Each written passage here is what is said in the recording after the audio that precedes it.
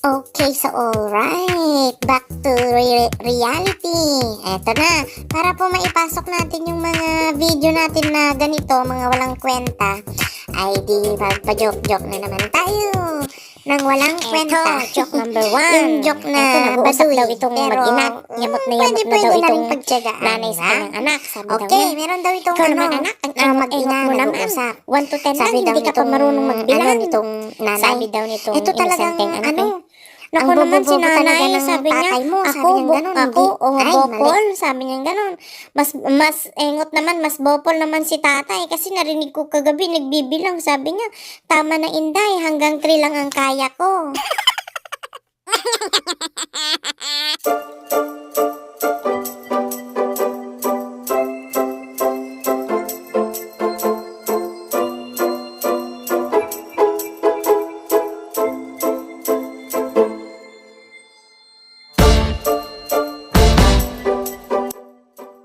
Eto, joke number 2 na po tayo.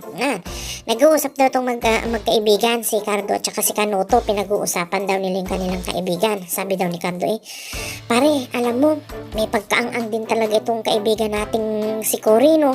Kung bakit si Rudy pa ang napiling pakasalan kesa kay Mr. Kong na sobrang yaman. Sabi daw nitong Kanuto Kaya nga pare, di nag-iisip, di sana ngayon lahat ng yaman ni Mr. Kong, kanya na rin. Tapos tayong mga kaibigan niya, naaambagan din niya. Talagang wala itong Cory na to. Tapos bigla daw dumating si Cory, narinig daw yung usapan ng dalawa niyang kaibigan. Sagot daw ni Cory, huy, kayong dalawang marites kayo, naturingan pa naman kayong mga kaibigan ko. Kung yung inchik na yun ang mapapangasawa ko, anong kalalabasan ng buong pangalan ko? Aber, Cory, Kong. Sabi daw nga, tapos sabi daw nitong dalawa aba, ano namang kaibahan ng apelyido mo ngayong pinakasalan mo si Rudy Mau? O anong resulta, Cory Mau?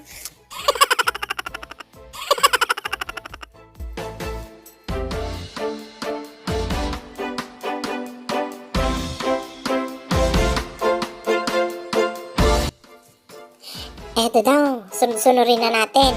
May isang lalaki daw na gustong-gustuhan yung babaeng naliligo sa banyong walang bubong. Para mabusuhan niya ito ng maigi, umakyat siya sa taas ng puno ng nyug. At mula sa taas, kitang-kita niya yung kabuuan ng pagkatao ng babae. Di dahil sobrang tuwa niya, bigla siyang napabitaw ngayon ng kapit. Nahulog siya, sakto namang lumagapak siya doon sa mismong loob ng banyo kung saan naliligo yung babae. Sabi daw ng babae, ay, manyakis! Sabay takip sa katawan. Tapos sabi daw ng lalaki, huwag kang matakot. Isa akong anghel na mula sa langit at ako'y nahulog sa lupa. Sabi daw ng mga babae, bakit wala kang takpak? Sabi daw ng lalaki, bagong pisa pa lang kasi ako. Ibon.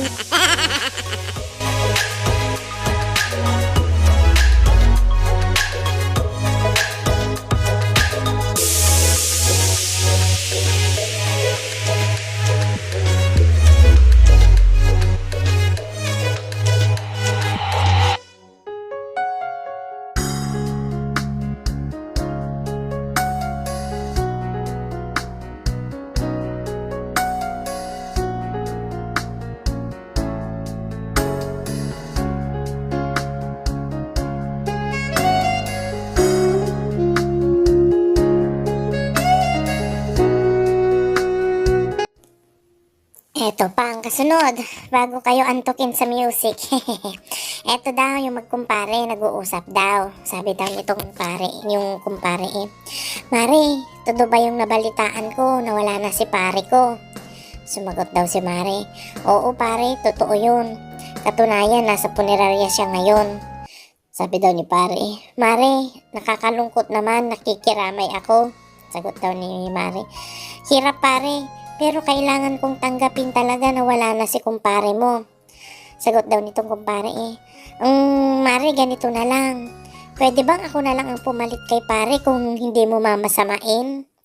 Sumagot daw si kumari ay ewan ko lang pare kung papayag mong punirarya. Puntahan mo na lang doon at doon ka magtanong para mapalitan mo si kumpare mo.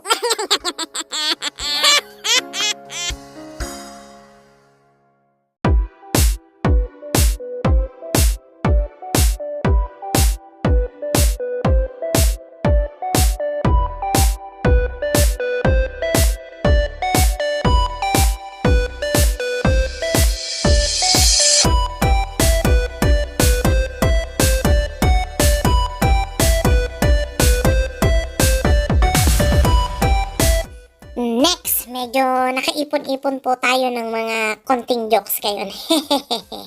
Eto daw, etong si Mister, nasa bingit ng kamatayan.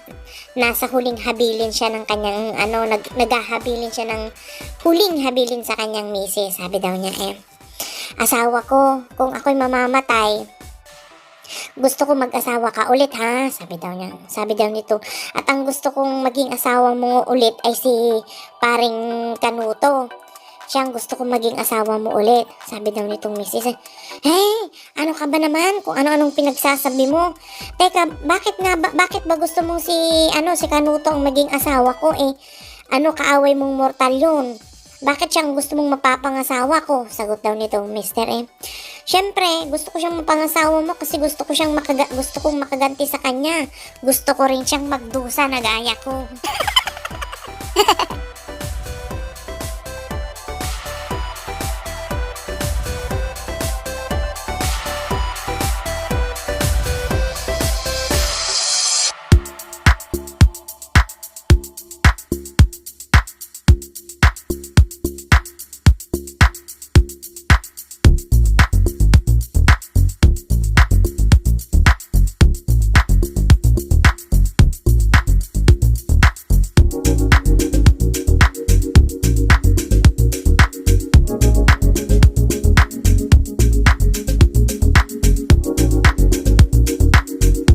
Meron. Sige, banat. Mga corning jokes. Mairaos lang ito. Eto daw, meron daw isang pare. Sabi daw niya dito sa batang lalaki Iho, saan ba ang daan papunta sa simbahan ng St. John? Sabi daw. Sumagot daw itong bata, doon po, Father, sa may ikalawang kanto. Makikita nyo na ang simbahan. Tapos sabi natin yung pare maraming salamat iho. Hayaan mo, pag nagawi ka sa simbahan ituturo ko naman sa'yo kung saan ang papunta ng daan papunta sa langit. Sagot daw nitong batang lalaki Abay, salamat po Father, pero di bali na lang po. Sagot ng pare bakit naman iho? Ayaw mo bang mapunta sa langit? Sagot ng batang lalaki, hindi naman po sa ganun. Kaya lang, hindi po ako naniniwala sa inyo. Yung nga pong daan papunta sa simbahan, di nyo alam yung daan pa kayang papunta sa langit.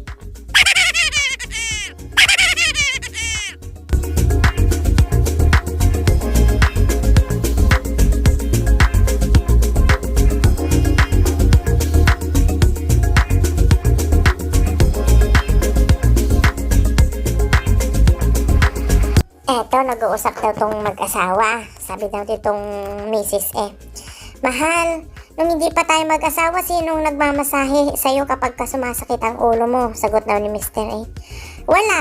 Tapos tong si misis kinikilig daw. Talaga? Ibig sabihin ako lang nagmamasahe sa'yo?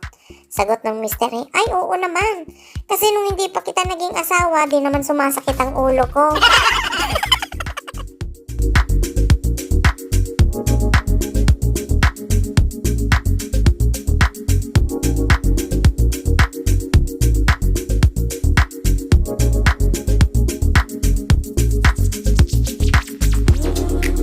Okay, last banat.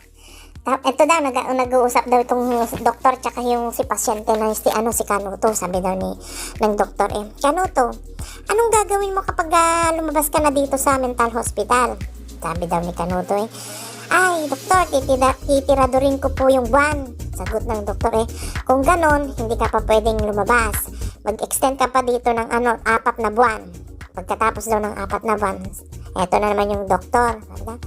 Anong gagawin mo kapag ka nakalabas ka dito sa mental hospital? Sumagot daw si Kanuto, uuwi po ako sa amin. Tapos, magtatrabaho na po ako, Dok. Ayos, tapos, sagot daw ni Kanuto, mag-aasawa ako, Dok. Tapos, mag-honeymoon kami. Sagot daw ni Doktor, wow, okay, magaling ka na nga. Tapos, anong susunod? Siyempre, sagot daw ni Kanuto, uhubarin ko yung kanyang pante. Tapos, ayos, sabi daw ng doktor, okay ka na, talagang magaling ka na Kanuto, pwede ka nang lumabas. Tapos anong susunod? Uhubarin ko po yung kanyang bra, tatanggalin ko po yung garter niya, tapos titiradurin ko yung buwan.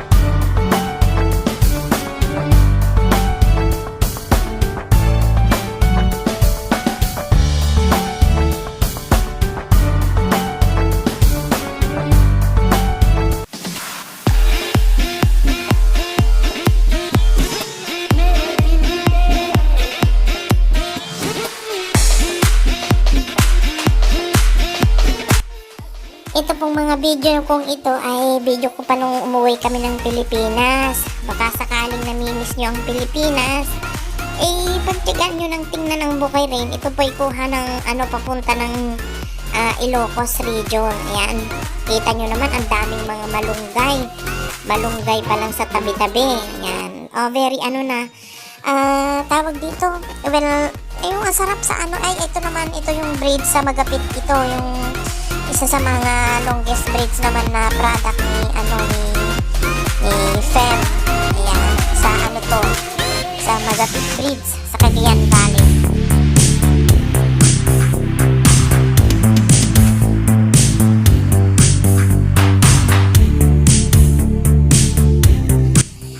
Ayan, maraming pong salamat sa pagtitiyaga nyo sa aking corning mga jokes na paulit-ulit. Ayan, mairaos lamang po para wala namang masabi si LOLO, diba? Si Lolo.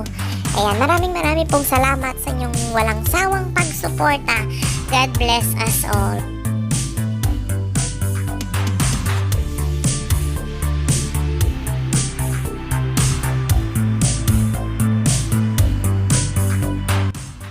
Patapusin nyo naman. Meron pang few minutes. Patapos na. Thank you.